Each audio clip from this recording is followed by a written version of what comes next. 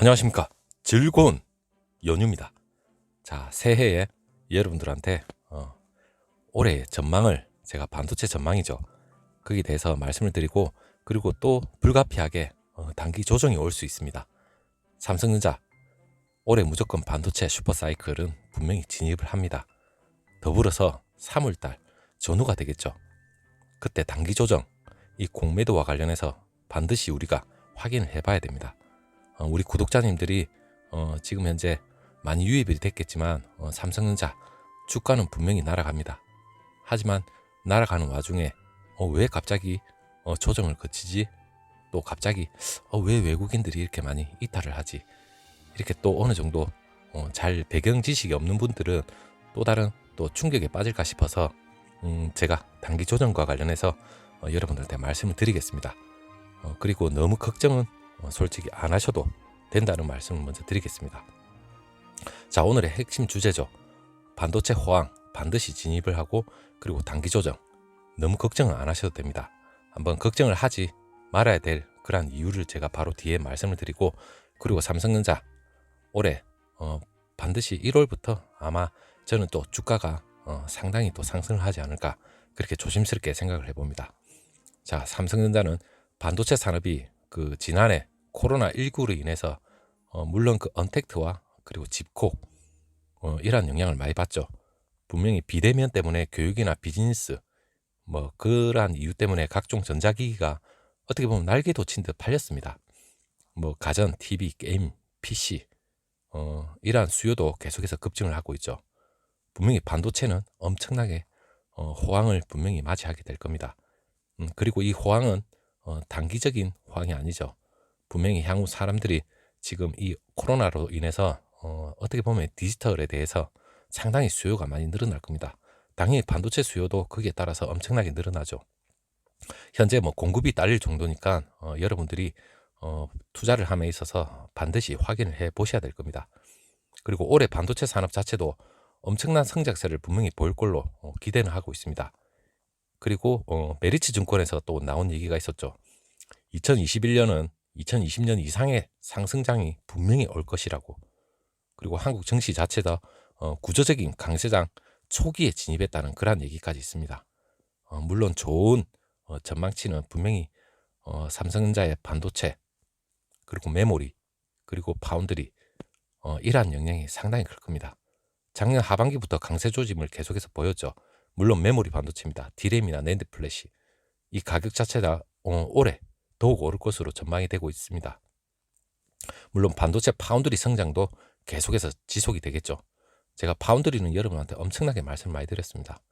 그리고 세계 반도체 시장 통계기구 WSTS 최근에 발간한 보고서에 따르면 올해 세계 반도체 시장 매출이 전년 대비 무려 8.4% 증가한 4,694억 달러, 약 510조 6,600원에 600억에 이른다고 전망까지 했습니다. 특히 메모리 시장이 작년에 12.2% 정도 성장한 데 이어서 올해는 여러분 13.3%나 늘어납니다. 물론 당연히 가격 자체도 반등을 하죠. 삼성전자의 매출에 상당히 영향을 끼칠 겁니다. 그리고 영업이익 또한 상당히 늘겠죠. 그리고 메모리 슈퍼사이클 이렇게 전망하는 전문가들도 계속해서 나오고 있습니다. 분명히 파운드리 시장은 삼성전자하고 대만, TSMC죠. 이 양강 체제가 상당히 아마 굳혀질 겁니다. 물론 5나노미터의 그 초미세 공정, 이 성공한 업체는 전 세계에 두 업체밖에 없습니다. 당연히 퀄컴하고 엔비디아, AMD는 물론 그 인텔까지도 지금 설계와 그리고 파운드리, 당연히 파운드리는 아마 제 생각에 인텔이 조만간에 발표를 하면 삼성 쪽으로 분명히 저는 가닥을 잡지 않을까, 그렇게 생각을 해봅니다. 그리고 이 주문 제작 요청도 지금 삼성전자하고 TSMC로 계속해서 밀려오고 있습니다. 그리고 삼성전자는 5G 5세대 이동통신이죠. 이 통신용 반도체에도 당연히 파운드리 수요가 지금 상당히 늘 걸로 지금 전망이 되고 있습니다.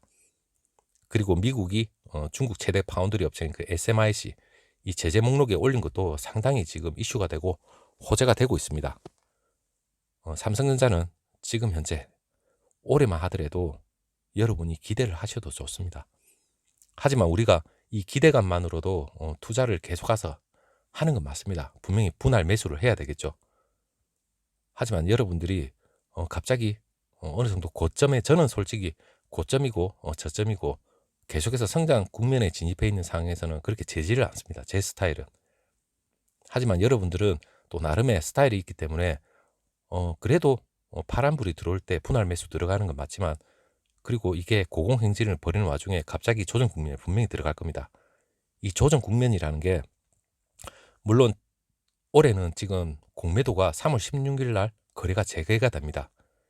이 공매도가 재개가 되기 시작하면 단기간에 조정은 불가피하게 분명히 생길 수가 있습니다. 생기지만 그래도 과거죠. 작년에 개미 투자자들의 그 여력을 본다면 저는 그거는 일시적인 상황밖에 되지 않는다, 그렇게 생각을 합니다. 단기 조정은 불가피하지만 지난 1년 동안 금지된 그 공매도가 한꺼번에 분명히 몰려오기 때문에 하락장은 분명히 나올 수 있습니다. 거기에 따라서 그 제약이나 바이오 같은 경우에는 분명히 불가피하게 조정이 좀 심하게 올 수도 있겠죠, 잘하면.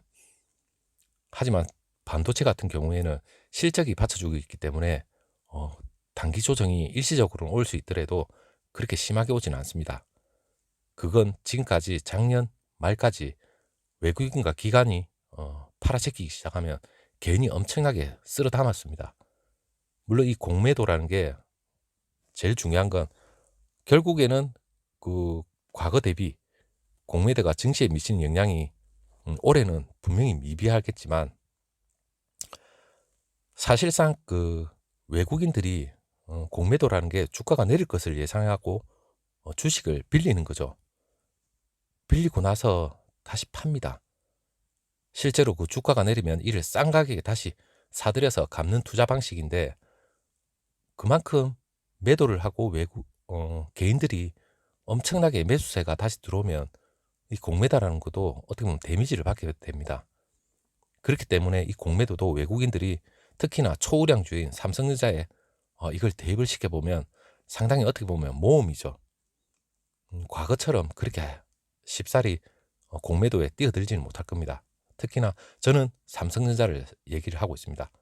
이건 역시 그 국내 주요 증권사 그 센터장을 대상으로 해서 설문조사에 나온 그 예상치인데, 이 공매도 매수세가, 개인의 매수세가 너무 강하기 때문에 충분히 어느 정도 방어를 하지 않을까, 그렇게 생각합니다.